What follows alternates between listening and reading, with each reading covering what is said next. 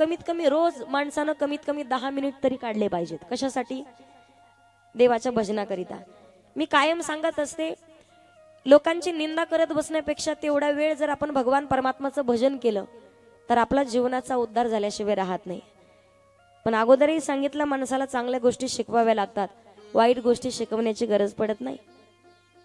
प्रपंचामध्ये एवढं व्यतीत करून घेतले स्वतःला, एवढं प्रपंचामध्ये व्यतीत करून घेतलंय, किती सुख शोधण्याचा प्रयत्न केला तर संसारामध्ये मात्र सुख कधीच सापडत नाहीये. दुःख बांधावाडी आया संसार, लटिका व्यवहार सर्व हा संसार. त्याच्या पुढे वर्णन केलंय, अरे संसार संसार जसा तवा चुलीवर, आधी हाताले चटके मग मिळते भाकर. अरे संसार संसार जसं कप बशीच घर,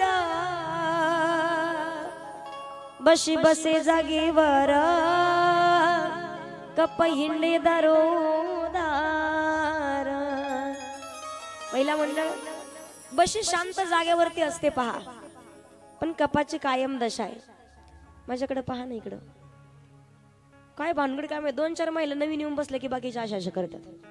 आजूला पाहणार अशा करणार, आजूबाजूला पाहून. तुम्हाला जागा करावी लागते का काही?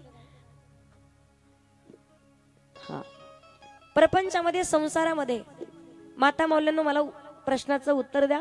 भांड्याच्या घरामध्ये बशीला कुठे ठेवता तुम्ही? बशांनो, बशीला बशीच म्हणतात तुमच्याकडं. तुम्ही भाग बदलला तर भाषा बदलते, बरोबर की नाही? आपल्याकडे बशीच म्हणता ना. हा, बशीच म्हणता. काही ठिकाणी बशी सुद्धा कळत नाही. काही ठिकाणी भाग बदलला तर भाषा बदलते पहा. कोल्हापूरच्या भागात जर गेलात तर तिकडे झाडूला किरसुनी म्हणतात, काही ठिकाणी लक्ष्मी म्हणतात. तिकडच्या भागात एकदा मी कीर्तनासाठी गेलते माता मौल्यांना. कोल्हापूरच्या भागात कीर्तन होतं, माझं कीर्तन संपलं आणि कीर्तन संपल्याच्या नंतर जेवणासाठी बसले. जेवणाला बसल्याबरोबर अर्ध जेवण झालं आणि अर्ध जेवण झाल्याच्या नंतर त्या घरातल्या मावशी आल्या. म्हणे ताई सगळंच वाढलं, म्हणे ताई तुम्हाला भाजी पोळी गुलाबजाम दिले, सगळं वाढलं, पण तुम्हाला चटकाच द्यायचा राहिला. काय म्हणे? तुम्हाला चटका द्यायचा राहिला. आता म्हटलं तुम्हाला काय चटक्याची आठवण आली? आता चटका कुठं जेवता जेवता देत असतात का? नाही म्हणे ताई थोडा घ्या ना चटका, म्हणे चटका चांगला आहे. म्हणलं चटका कुठं चांगला असतो का? नको मला जेवण करू द्या म्हटलं, अजून अर्धीक्षी चपाती खाईल. ती म्हणे नाही ताई थोडा घ्या ना चटका. त्या गावातले महाराज माझ्या जवळ बसलेले होते. त्यांच्या लक्षात आलं या ताईला काय म्हणायचं, या मावशीला काय म्हणायचं ताईच्या लक्षात येईना. ते म्हणे ताई तुम्ही नका घेऊ म्हणे चटका, मी घेतो तुमच्यावरचा चटका.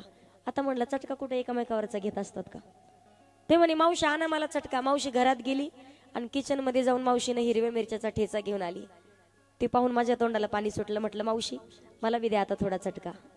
भाषा बदलली, भाग बदलला की भाषा बदलते पहा.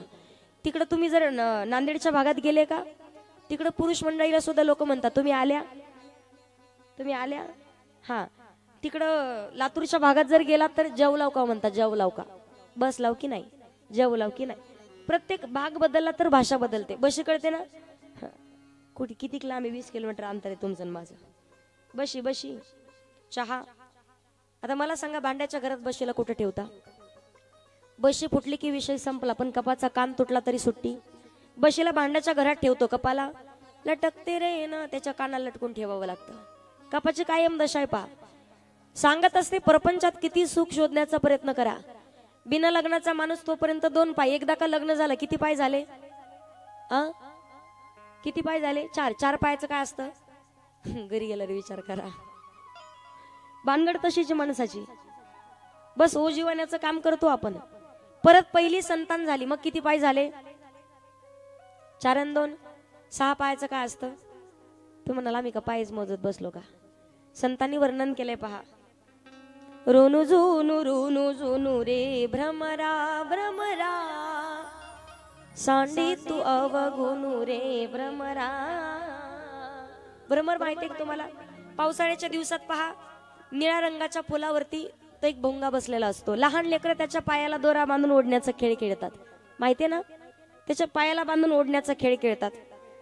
बरं, माणूस सुद्धा प्रपंचामध्ये तसंच राहतो गुरफटून. परत दुसरी संतान झाली. किती पाय झाले? 6 आणि 2 8 पायाचं काय असतं? हं? नवरात्र उत्सव आल्यावर घर साफ करताना तुम्ही घरातल्या जाळ्या काढता का? घरातल्या जाळ्यामध्ये ते कोपऱ्यात जाळं तयार करतो पहा, ते जाळं तयार करतो त्याला काय म्हणतात तुमच्याकडं? काय म्हणता? काय? मकडी? काय म्हणतात?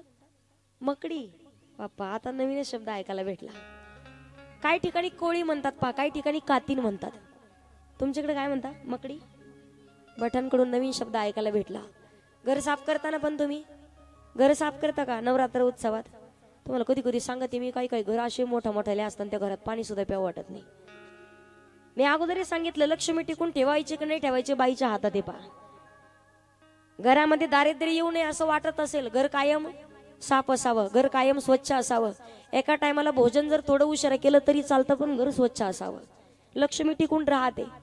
रोज सायंकाळच्या वेळेला मालक जर बाहेरून घरात निघाले आणि घरात येण्याच्या अगोदर भांडण क्लेश तंटा चालू होत असेल तर दारापर्यंत आलेली लक्ष्मी परत निघून जाते. सगळ्यात जास्त दारिद्र्य तर कशाने येत असेल? संध्याकाळच्या वेळेला भोजन केल्याच्या नंतर खरकटी भांडे जर पातेल्यात भरून ठेवत असताल, टोपल्यात भरून ठेवत असाल तर सगळ्यात दारिद्र्य लवकर येतं पहा त्या गोष्टीनं. किती सुंदर मेकअप केला, आख्या बटनला चक्रा मारल्या, काही उपयोग आहे का घरात जर गॅसला जाळ्या असतील तर? कारण तुम्ही पहा, बाईचं दार सांगतं या बाईचं घर कसं आहे, आणि लेकराचे संस्कार सांगतात याच्या आईला किती संस्कार असतील.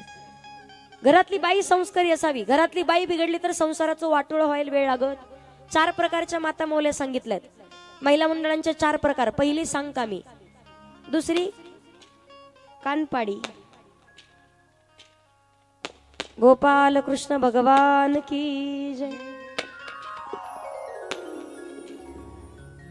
क्या किया क्या किया क्या किया रे कृष्ण गोविंद गोविंद हे गोपाल नंदलाल. कृष्ण गोविंद गोविंद हे गोपाल नंदलाल. कृष्ण गोविंद गोविंद हे गोपाल नंदलाल. कृष्ण गोविंद गोविंद हे गोपाल नंदलाल.